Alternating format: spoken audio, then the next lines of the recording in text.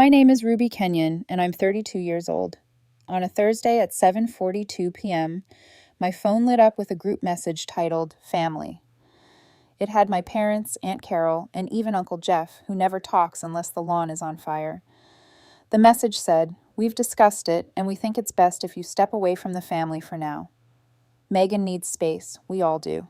Beneath it, Aunt Carol reacted with a thumbs up, a yellow floating thumb to mark the end of 5 years of my life. I stood at the microwave with a bowl of leftover curry, listening to the plastic lid breathe in and out like a weak lung. I read the sentence 3 times, as if the verbs might blink and change. I didn't call.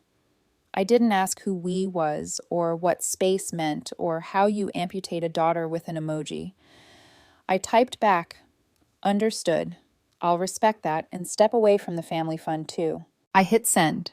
Then I put the curry in the sink and ran the tap until the steam fled the room. Adrian texted right then, a simple, "You okay?" He knows I don't use exclamation points when I'm fine. I thumbed back, "Family stuff. I'll call later." He sent a heart. I stared at it until it blurred. Then I opened my laptop. If you asked anyone in my family what the family fund was, they'd say something vague and loving. Some warm fog about "we all pitch in." The truth is colder. I pitched in. I pitched everything. The account was in my name, my routing, my reminders.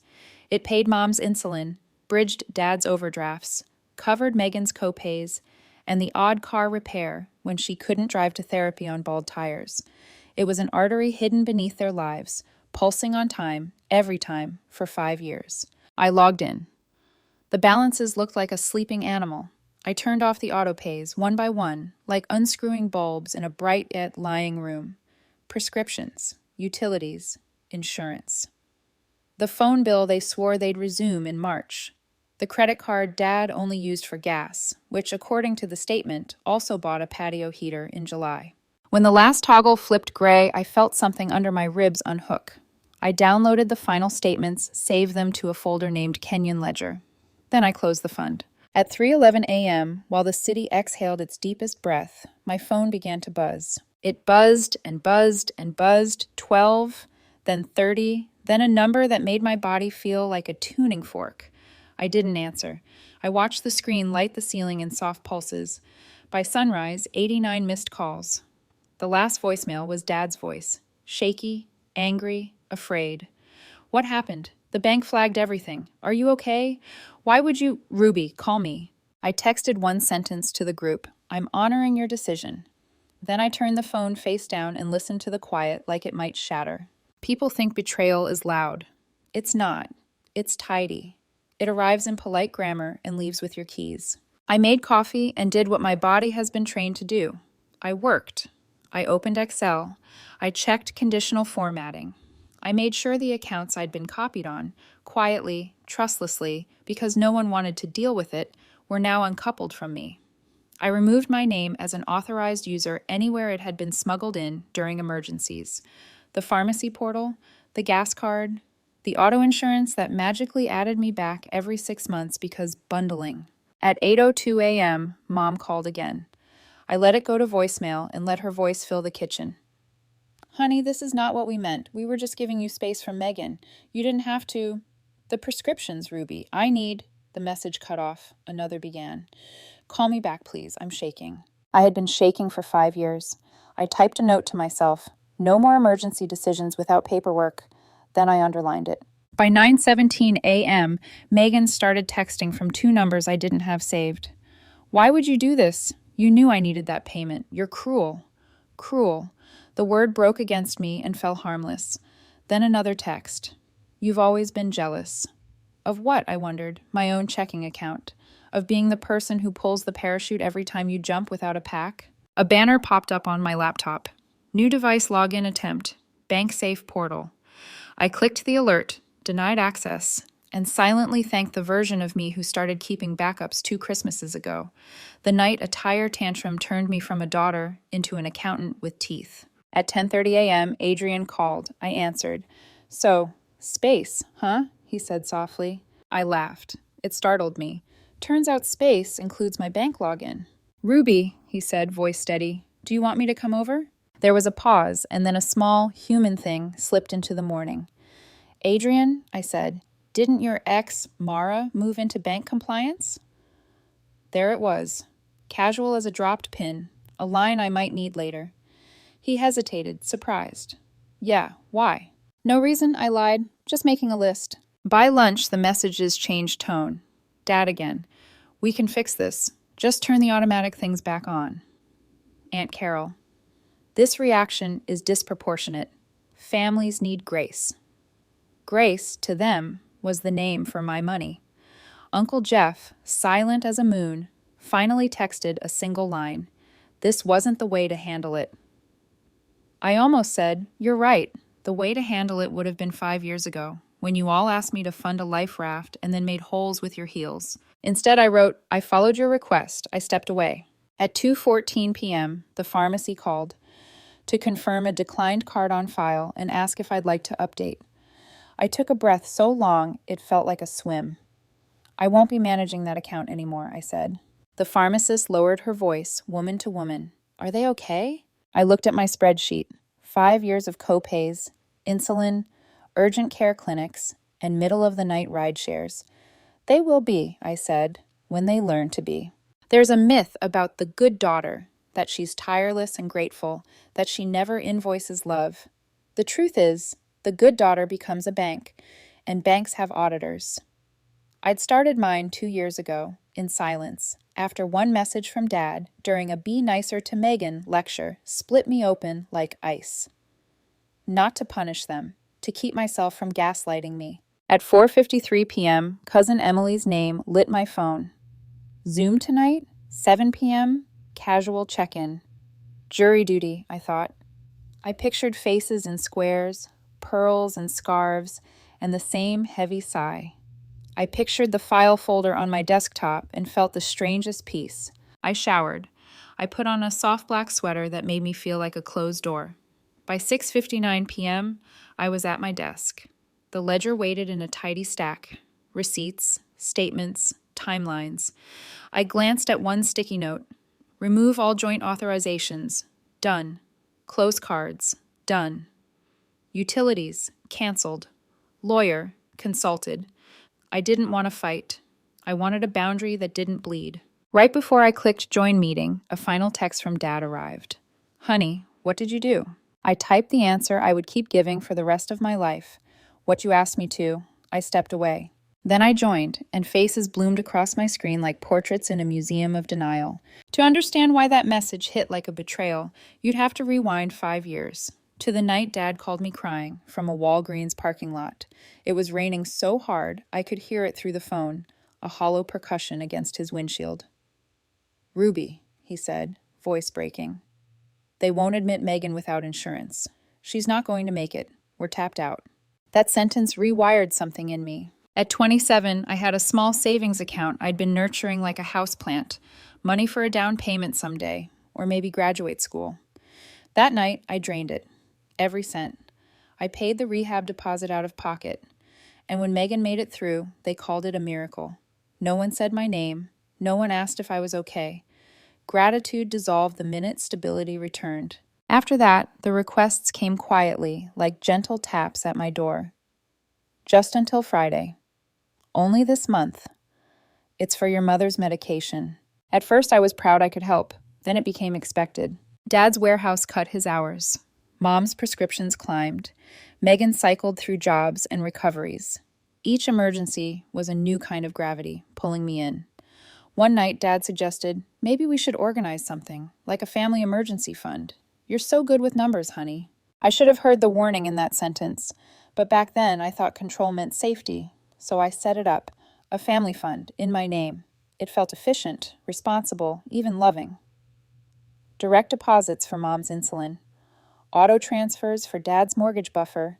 Payments to Megan's therapist. I made spreadsheets, labels, color codes. They called me the responsible one. They meant the convenient one. For a while, I believed this made me a good daughter. It was my love language. Spreadsheets and overdraft protection. I told myself it was just until Megan got better, just until Dad's promotion, just until Mom's diabetes stabilized. But just until turned into years. I skipped vacations. Canceled Netflix. I learned which oatmeal brand stayed cheap the longest. My boyfriend Adrian and I used to joke about fancy dinners, meaning anything over $10. He once said, "Ruby, you treat your family like clients who never pay their invoices." I laughed. Then I cried in the shower so he wouldn't hear. 2 Christmases ago was the first crack. Megan asked for new tires the same month I paid her rent. When I said I couldn't, she called me judgmental. That night, Dad texted, "Try to be more understanding. Recovery is hard. You don't know what it's like." Something inside me went cold. I didn't argue. I just opened my laptop and started documenting. Every invoice, every Venmo, every screenshot. Not to hold it over them, at least not then, but to remind myself it was real, that I wasn't crazy or stingy or cruel.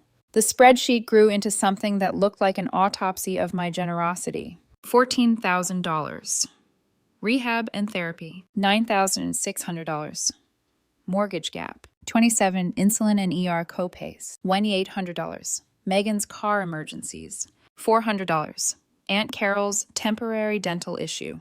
There was a pattern. Every time they said, "We'll pay you back when things settle," something new would unsettle. Still, I told myself it was fine. I was doing good. I was holding the family together. Until last year, when Adrian and I went ring shopping. Not serious, just someday dreaming. I ran my numbers afterward and realized something sickening. I had enough savings to buy a modest ring 2 years ago, before the fund. Now, I could barely cover a weekend trip. I started feeling resentment like a low fever, constant, invisible. When Megan's car broke down again, I offered advice instead of money. Maybe sell it and get something used, more reliable. She burst into tears and said I was shaming her recovery. Mom scolded me for being harsh. Dad told me to apologize. I did, because that was my job in the family, the one who fixes, funds, and forgives. But after that, something shifted. I began to notice how every conversation had a price tag. Mom's, "How are you, sweetheart?" always ended with a sigh about insulin costs. Dad's "just checking in" usually led to, "You think you could float us till Monday?" Megan's "I love you, sis" was code for, "Can you send it tonight?" The night I finally understood it, I was balancing the fund ledger on my laptop when I noticed the title I'd given the file months earlier, Kenyan Family Heart, XLSX. I stared at it until the cursor blinked out the truth. It wasn't a heart. It was a leash. I closed the file and whispered to myself, not forever, just until I can breathe. But I didn't realize how soon forever would end. Because a few months later, Megan sent the message that would snap the last thread holding me to them. "Hey guys, I know money's tight, but could the fund cover a yoga retreat in Arizona? It's for my mental health." A yoga retreat, $3,200. I didn't respond. I waited to see if anyone else would. Dad replied first. "Sounds like something you really need. Let's see what we can do." Mom added a heart emoji. And that's when I knew they didn't just use the fund. They believed it belonged to them. I went to bed that night staring at the ceiling, listening to the hum of the refrigerator, and realizing that all my help had taught them was that I'd always help. The next day, I brought up my promotion on the monthly family call. I'd just been promoted to director at the firm, a major milestone, but halfway through telling them, Dad cut in. "Sorry, honey. Can we circle back to Megan's housing? She doesn't feel safe in her unit." The silence that followed my pause was thick and wet with expectation. I said quietly, "Maybe it's time someone else stepped up." Nobody spoke. That was 2 days before the text. The exile didn't come out of nowhere. It was the moment they realized I wasn't going to keep paying for their peace. And when they told me to step away, they had no idea that I already had, emotionally, financially, and maybe even spiritually. They thought they were cutting me off, but they were cutting themselves loose from the only thing holding them afloat. When people say, "Family will always have your back," they forget to mention how often they'll use it as a landing pad. After that yoga retreat request, something inside me snapped, quietly, cleanly, like a rope giving way. I stopped answering Megan's texts immediately. I wanted to see what silence would reveal. It didn't take long. Dad called the next morning, all cheer and false calm. "Hey, Rubes, just checking if you saw Meg's message. We're thinking maybe the fund can cover half. She'll handle the rest." Half, as if I was a committee. I said gently, "Dad, the fund's supposed to be for emergencies." He chuckled. "Mental health is an emergency." "Then maybe she can talk to a therapist," I said, "not a travel agent." Silence. Then that disappointed father sigh, the one that folds you back into being 12. You've changed, Ruby. I didn't argue, because he was right. I had. That night, Adrian stopped by with takeout. He set the food on the counter and said, "Your phone's been lighting up like it's on fire." I showed him the messages. Megan, Mom, Dad, all guilt, no accountability. He read one aloud, the one from Mom. "We just want peace, honey. Don't make this harder." He looked up. "Peace for them means your silence." That sentence stayed in my bones. The following day, I got an email from the family group calendar. Monthly check-in call, Thursday, 8 p.m., with a smiling emoji in the subject line. I joined, thinking maybe they wanted to talk things out. They didn't. Within 5 minutes, Megan hijacked the conversation. "I just think Ruby's energy has been really toxic lately. It's not just about the money, it's the attitude. You act like we owe you something." My jaw clenched. "I never said that, Megan." Mom jumped in. "Sweetheart, maybe just listen first." "No," I interrupted. "I've been listening for years. I paid for you all to keep talking. Tonight I'd like to finish a sentence." They went quiet. Dad cleared his throat. "We're just worried. You're overworked. Maybe you should take a step back. Give everyone space." That was the phrase. Step back. I felt it like a script being read aloud. I smiled tightly. "Okay, I'll do exactly that." They didn't know what those words meant coming from me. They thought I'd sulk, maybe send flowers, then resume being the walking wallet. 2 days later, they had learned what step back really looked like. That Thursday, I received the message that ended everything. "We've discussed it, and we think it's best if you step away from the family for now. Megan needs space. We all do." Aunt Carol reacted with a thumbs up. I read it at my kitchen counter, reheating leftover curry, the same one I'd eaten the night I created the family fund. The irony wasn't lost on me. I didn't reply with anger, just one calm text. "Understood. I'll respect that and step away from the family fund too." Then I closed it, permanently. At 3:11 a.m., when the first panic calls came in, I didn't answer. By sunrise, the voicemails stacked up like storm debris. Megan's voice, sharp and tear-soaked. "You can't just do that. My rent's due." Mom's trembling. "The pharmacy says the card's declined. I'm scared, Ruby." Dad's furious. "What the hell did you do? The mortgage bounced."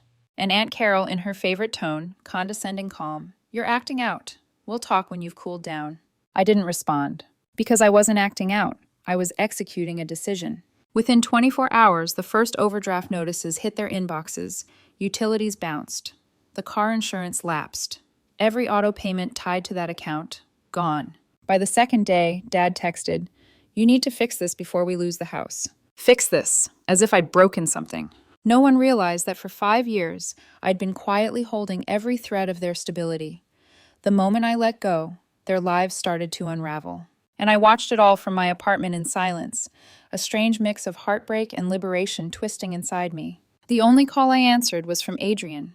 He didn't ask me to reconsider. He just said, "Proud of you." That word, proud, was something I'd never heard from my own parents without a condition attached.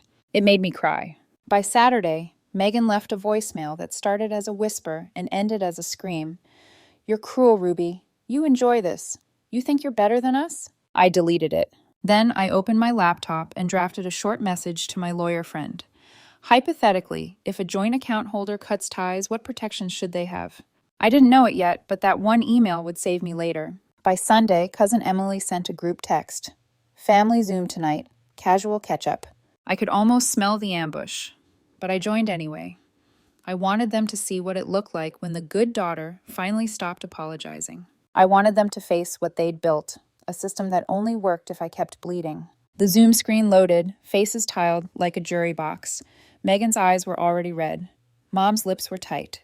Dad paced behind her chair. Aunt Carol wore her pearls like armor. Dad started first. "Ruby, we just need to understand why you did this." I smiled politely. "Oh, you will. I made sure of that." Because next to me was a folder, kenyonledger.pdf. And inside it were 5 years of receipts, proof, and silence that had finally found its voice. The call began like an intervention dressed as concern. Emily, ever the peacekeeper, smiled stiffly. "Let's all just hear Ruby out, okay?" I could feel their unease through the screen. The way Megan kept dabbing at invisible tears. The way Dad hovered behind Mom like a bodyguard. Aunt Carol sat center frame, pearls gleaming, sipping something that looked suspiciously celebratory. Dad started first. You didn't have to cancel the fund, Ruby. You could have talked to us. I didn't cancel it, I said calmly. I closed it. It was in my name, my routing, my liability. Mom's tone cracked between guilt and fury. That money was keeping us alive. No, I replied. I was keeping you alive. The fund was just the instrument. Megan leaned forward, voice shaking. You're overreacting. You made everything about control, like you're better than us. I smiled faintly. I made it about accountability. Dad folded his arms. We trusted you, Ruby. I opened the folder beside me and clicked share screen. Rows of figures filled the monitor. Color-coded lines of rent payments, therapy bills, dental work, co-pays. At the top of the sheet glowed a title, Kenyon Ledger, backed XLSX. Wow, Cousin Emily whispered. Who even keeps all this? Aunt Carol's mouth twisted. Someone who loves holding things over people. I met her eyes. Someone who knew you'd call her a liar one day. I scrolled slowly. Every number, every date, every note of repayment promised highlighted in gray. Mom gasped softly when she saw her own prescriptions listed month after month. Dad's face turned the color of paper. I spoke quietly, not for effect, but for clarity. This is 5 years of what you called help. It's what kept your lights on, your insurance active, and your cars out of repossession. You wanted transparency. Here it is. Megan's voice cracked. You didn't have to humiliate us. I didn't, I said. I protected us, until you made it clear I was the only one who had to. Then I switched tabs, a smaller spreadsheet, the what-if sheet Adrian had helped me build, and revealed the totals, $187,421.13. Mom's breath hitched. Dad stepped back from the camera as though the number were radioactive. You've been keeping tabs on us? Mom whispered. No, I said. I've been keeping proof that I wasn't imagining things. Megan's tears vanished. Rage took their place. You're just bitter. No one gives you a gold star for being responsible. You think money makes you better? No, I said, but it's the only thing you ever came to me for. Silence expanded, brittle and wide. I closed the spreadsheet and looked straight into the camera. You told me to step away. I did. You didn't realize how much of your world was tied to my signature. Dad's voice rose. So what, you want us to beg? No, I replied. I want you to learn how to live without draining me. Then, deliberately, I lifted a stack of printed forms into frame, the ones my lawyer friend had drafted. I've already contacted the bank. All joint authorizations are removed. Shared credit cards canceled. Utilities and insurance separated. I've also filed paperwork to dissolve any legal ties between me and the family trust. Mom's eyes widened. You wouldn't? I already did. Aunt Carol exhaled a sharp laugh. You're so dramatic, Ruby. Families go through rough patches. Families, I said evenly, don't forge dependence. For the first time, Dad's voice wavered. You didn't have to make it legal. Yes, I did, I said softly, because love without boundaries becomes debt. The room on my screen froze. No one knew what to say. Megan's mascara streaked down her cheeks. Mom stared somewhere off screen, as if looking for a version of me she could still manage. I felt the strangest calm. Years of swallowing guilt had made me fluent in silence. Now, speaking truth felt like breathing for the first time. Aunt Carol finally huffed. You think money is everything? No, I said, but respect usually starts with paying what you owe. Then I ended screen share. Ruby, Dad said, this is cruel. I tilted my head. No, cruel was letting me believe love had a balance sheet. And before anyone could reply, I clicked leave meeting. The silence afterward was deep and clean. My reflection in the blank monitor looked foreign. Not angry, not triumphant, just free. That night, I expected regret to crawl in through the cracks. Instead, there was only stillness. No more buzzing phone. No crisis notifications. Just the quiet hum of my refrigerator and the faint awareness that, for the first time in years, every bill tied to my name was mine alone. I slept through the night. But by morning, that peace was over. Because when I checked my inbox, a new message waited. No subject line, just an address I didn't recognize. From no reply at tempboxmail.com. Subject, none. Body, you've ruined everything. And attached to it, a PDF labeled Kenyon Fund, taxid.pdf. When I opened the attachment, my stomach went cold. It wasn't just numbers. It was paperwork. Pages of forms with my name printed neatly across the top. A forged signature, a fake company name, Kenyon Family Wellness, LLC. Filed for an $80,000 small business loan. Filed under my social security number and co-signed by Mom, Dad. I scrolled through the PDF again and again, hoping I'd misread something, anything.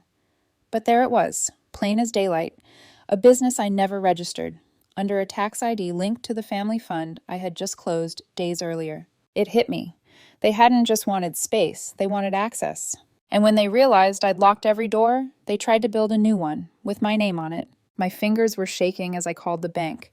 The woman on the other end, Carmen, spoke carefully, like someone who'd had this conversation before. Yes, Ms. Kenyon, I see the application. It's flagged as suspicious. We were waiting for verification. You did the right thing contacting us.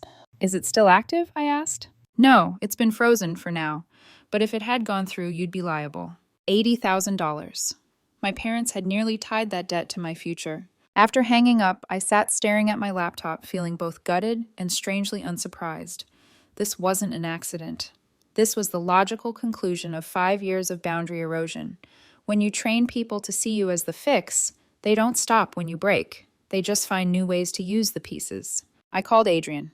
He picked up on the first ring. Talk to me, he said. I told him everything. The forged loan, the fake LLC, the signatures. He went silent for a moment, then said, My ex, Mara, still works in bank compliance. You remember? Yeah? I can call her, quietly. She'll confirm if any flagged docs came through their system. I hesitated. You'd do that? For you? Always. It was strange. After everything, the person I trusted most wasn't family. By that evening, Mara had confirmed it. The application had indeed passed initial verification. It was only blocked because the account tied to it, the family fund, had been shut down days earlier. If I hadn't closed it, the loan would have cleared. And I would have woken up next month with $80,000 of debt in my name and a wellness company that didn't exist. That night, the guilt that had defined most of my adult life turned into something sharper, clarity. I opened my files, gathered every piece of evidence, bank statements, texts, call logs, even screenshots of the burner email. I compiled them all into a folder labeled Fraud Proof Kenyon, and made 3 backups, one on a flash drive, one in the cloud, one with Adrian. Then I filed official reports with the bank, the police, and the IRS. The process was sterile, procedural. The words felt foreign on my tongue. Identity theft, forged signature, potential financial exploitation. But the officer's tone shifted when he saw the familial details. This happens more often than you think, he said gently. I thanked him, but my throat burned. 2 days later, Megan called from a new number. Her voice was small, trembling, like she'd swallowed her pride just long enough to dial. I just wanted to say, I get it now, she whispered. Get what? That you're done, that you had to protect yourself. I just wish it didn't hurt so much. Megan, I said carefully, did you know about the business application? The silence was deafening. Then the line clicked dead. That was my answer. I blocked the number. For the first time in months, my phone stayed still. No calls, no messages, no guilt, just quiet. I slept deeply. The next morning, I woke to sunlight filtering through my curtains and realized something strange. I didn't wake up to panic. I brewed coffee, opened my laptop, and checked my accounts. All secure, no new activity. Freedom, it turned out, sounded like nothing. A week later, I met Adrian for dinner. He raised his glass. To survival. I clinked it. To boundaries. He smiled. You think they'll stop? No, I said, but I don't need them to. I just need them out of reach. That night, as I walked home, I caught my reflection in a shop window. Steady, calm, alive. Not the desperate daughter, not the human safety net, just Ruby. For the first time in years, that was enough. But peace doesn't mean absence of consequence. Because 3 days later, I got a call from Uncle Ray, the relative no one talked about, the so-called black sheep who'd betrayed the family years earlier. I heard what happened, he said. His voice was gravelly but kind. You're not the first, Ruby. Just the first one who shut the faucet off. I closed my eyes. You mean they did this before? Not the loan part, but yeah. They bled me dry in the 90s. I moved states to survive it. His laugh was sad. Told your dad back then, every generation has one who breaks the pattern. Looks like it's you. When I hung up, I cried, not because I was sad, but because for the first time, someone in the family understood. I wasn't the villain. I was the one who finally said no. It's been almost a year since the fund closed. Since the 3:11 a.m. phone storm, the forged loan attempt, the Zoom confrontation that burned through the last thread of obligation. In that time, I've moved cities. New skyline, new job, no forwarding address. My phone is quiet except for the normal sounds of a life finally belonging to me. Slack pings, grocery reminders, Adrian's evening calls. At first, silence felt strange, like withdrawal. I'd wake up at 6 a.m., half expecting another crisis, another, "Ruby, please, it's just this one time." But nothing came. The absence of chaos became its own kind of music. Uncle Ray and I talk sometimes. We laugh about how both of us were labeled ungrateful for cutting off the financial umbilical cord. Funny thing about parasites, he said once, they always call it love until you stop feeding them. He's right. The more distance I put between myself and that house, the clearer everything looks. My family didn't want a daughter. They wanted a system, a soft-voiced banker who forgave interest and forgot boundaries. A month ago, I got a message from Megan, a real one this time, not a burner. "I'm in therapy. I know you won't reply, but I wanted to say I'm sorry." There was an attachment, a photo of her new apartment, small but clean. No luxury, no drama. For a long time, I stared at that picture. Then I smiled, not out of sentiment, but relief. Maybe she'd finally hit the bottom she needed to climb out of. I didn't respond, but I didn't block her either. That was my version of grace. Then came Mom's email on Christmas Eve. Subject line, "Family still means something." Inside was a photo of the three of them sitting by the tree, gifts unopened, eyes tired. Beneath it, "We miss you. Please come home." No apology, just nostalgia packaged as guilt. I closed it, no reply. Because coming home would mean handing them the keys to everything I rebuilt. These days, my life is small in the best way. I rent a modest apartment with tall windows and a creaky floor that sings when I walk across it barefoot. Adrian and I cook dinners instead of ordering takeout. We talk about maybe moving in together next spring. He still teases me about the color-coded folders on my desktop, but when I catch him checking his own bank app, double securing his savings, I can't help but smile. Boundaries are contagious. Some nights, I scroll back to that family group chat, the one that started it all. It's still there, archived. "We think it's best if you step away for now." Aunt Carol's thumbs-up reaction glows like a fossil. I never deleted it, not out of bitterness, but as proof that endings don't always need closure. Sometimes silence is the full sentence. Last week, I ran into Aunt Carol outside a bakery downtown. Same scarf, same perfume. She looked me up and down like she was expecting a warning shot. "Ruby," she said with tight politeness, "you look different." "I am," I replied. "You could have handled things privately, you know." I smiled. "I did. You just didn't like the result." She sniffed, muttered something about family values, and walked away clutching her pastries like evidence. I didn't watch her go. I didn't need to. That night, I sat on my balcony with a glass of wine, watching the city lights shimmer like Morse code. I realized something then. Every woman in my family had been taught that love meant sacrifice, that worth meant service, and that silence meant loyalty. But I unlearned all of it. I used to think walking away made me cruel. Now I know it made me whole. And if there's one thing I've learned, it's this. Boundaries aren't revenge. They're instructions for how to love me correctly, or not at all. So when the holidays come and the old guilt tugs at my sleeve, I don't look back. I look around, at the life I built, the peace I earned, and the freedom that cost me everything but gave me myself. Because in the end, I didn't lose a family. I just stopped financing one.